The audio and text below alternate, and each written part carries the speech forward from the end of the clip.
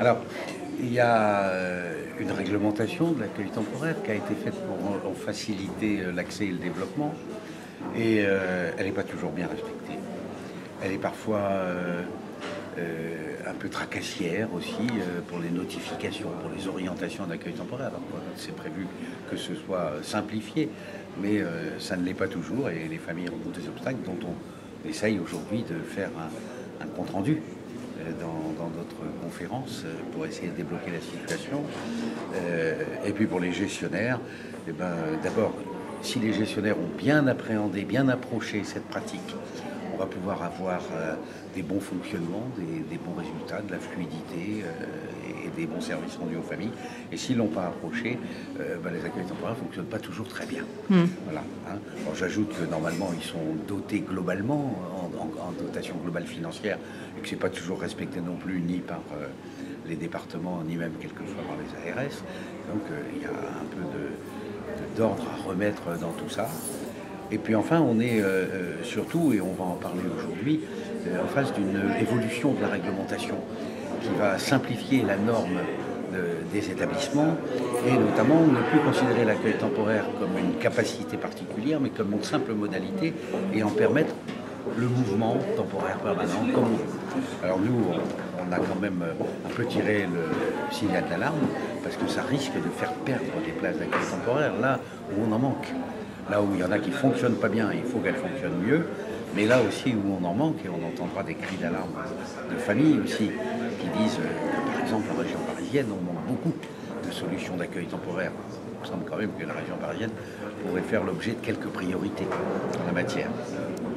Peut-être pour compléter ton propos, préciser que l'hébergement temporaire aujourd'hui, c'est pour l'ensemble des publics. Public handicapé, public personnes âgées et public malades en situation atteint de maladies chroniques invalidantes notamment. Donc on voit bien que ça concerne un grand nombre de personnes et puis peut-être aussi que les conditions d'accès que tu évoquais, qui sont assez compliquées en définitive pour les personnes handicapées, elles sont malheureusement plus simples, malheureusement ou heureusement plus simples pour les autres personnes, mais par contre elles ont des conditions de prise en charge qui sont moins favorables.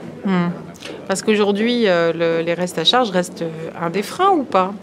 C'est un frein. Alors, c'est un frein chez les personnes âgées les plus importants. On n'est que dans... On a bien vu, vous l'avez noté dans vos pages, que la prestation répit qui a été installée reste premièrement anecdotique dans son format, dans son contenu, mais en plus pas souvent appliqué. Hein. Donc là, il y a un véritable frein qu'on avait, nous, réussi à lever du côté des personnes âgées, simplement, des personnes handicapées, pardon. Je voudrais simplement relever que le forfait qui est demandé pour l'accueil temporaire d'un adulte handicapé peut être au maximum aligné sur le forfait hospitalier. Dans la réalité, il y est toujours.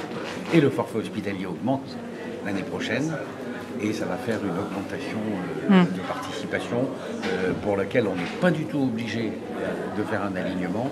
Et j'espère qu'on aura la modération parce que 18 à 20 euros par jour, passer de 18 à 20 euros par jour, c'est pas beaucoup. Et 18, c'est déjà beaucoup pour de nombreuses familles qui gardent toutes les dépenses nécessaires du domicile pendant qu'ils sont à l'accueil temporaire. C'est bien dans cet esprit-là. Donc l'argent reste toujours un frein, le côté financier reste toujours un frein sur lequel il faut qu'on travaille. Nous, par exemple, nous espérons un jour qu'on fasse rentrer la participation forfaitaire accueil temporaire, que ce soit des personnes handicapées ou des personnes âgées, dans le panier de soins des mutuelles. Oui. Nous l'avons demandé, nous avons demandé des réflexions sur le sujet et nous revenons à la charge sur ce point. Et vous êtes optimiste, hein? Vous avez des pistes qui vous rendent optimiste? Notre façon de travailler, de toute façon, c'est... il faut taper sur le clou, puis il finit par s'enfoncer. Ne rien lâcher. On lâche pas, voilà. C'est pas la première fois qu'on le demande. On l'a redemandé tout récemment à des dirigeants, au directeur général de la mutualité française, pour être plus précis. Je lui ai demandé s'il pouvait faire une étude sur le sujet, parce qu'il paye des millions de forfaits hospitaliers, des millions de journées de forfaits hospitaliers chaque année. Payer 3, 4, 5 ou 600 000 forfaits d'accueil temporaire, ça ne serait pas non plus démesuré sur la base solidaire mutuelle. Sans compter que l'accueil temporaire, c'est une forme de prévention aussi.